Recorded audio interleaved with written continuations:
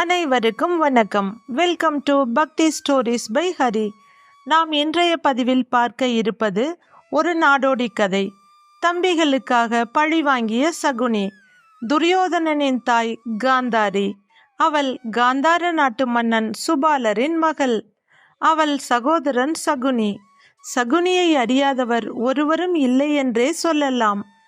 பாண்டவர்களை சூதாட்டத்தில் வென்று காட்டுக்கு அனுப்பிய அந்த கயவனை அறியாதவர் எவர்? துரியோதனன் உடன் பிறந்தவர் 100 பேர். ஆதலால் அவர்கள் 50 என்றும் கௌரவர்கள் என்றும் பெயர் பெற்றனர். இதை போலவே சகுனியின் உடன் பிறந்தவரும் 100 துரியோதனனுக்கு தாய்மாமன்மாராகிய 100 சில காரணங்களால் அஸ்தினாபுரத்திலேயே தங்கியிருந்தனர். அரண்மனையில் எந்நேரமும் சகுனியின் சகோதரர்கள் இங்கும் அங்கும் போய் வந்து கொண்டே இருப்பர். தாய்மாமன் முதலிய பெரியோர் யாராயிருப்பினும் மரியாதை செய்ய வேண்டிய வழக்கம் அந்நாளில் இருந்தது.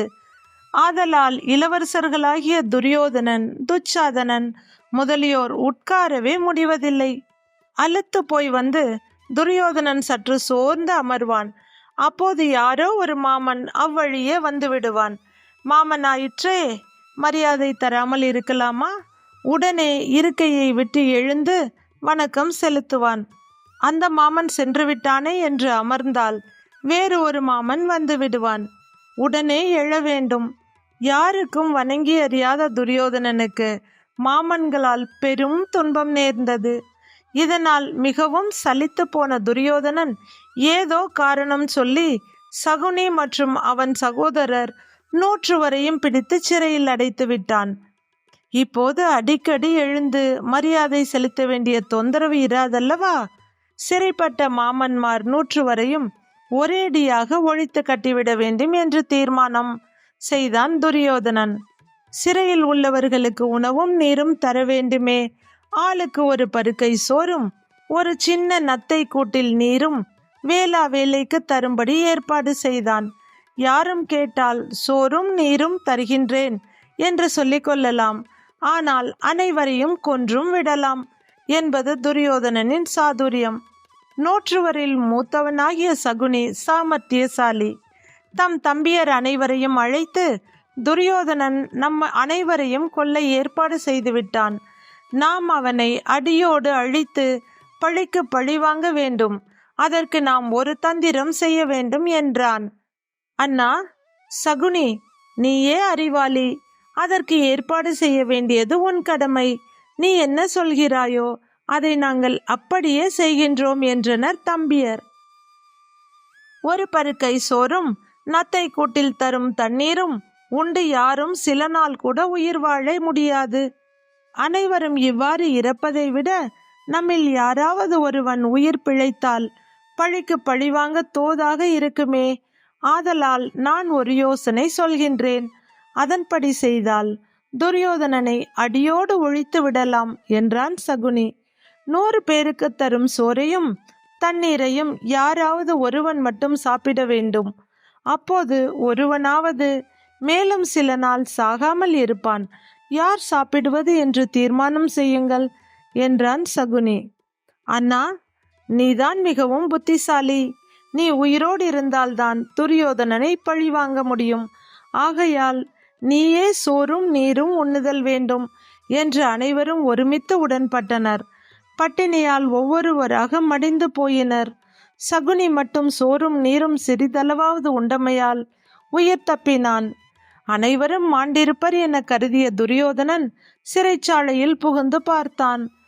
99 பேரும் இறந்திருக்க சகுனி மட்டும் உயிரோடு இருந்தான்.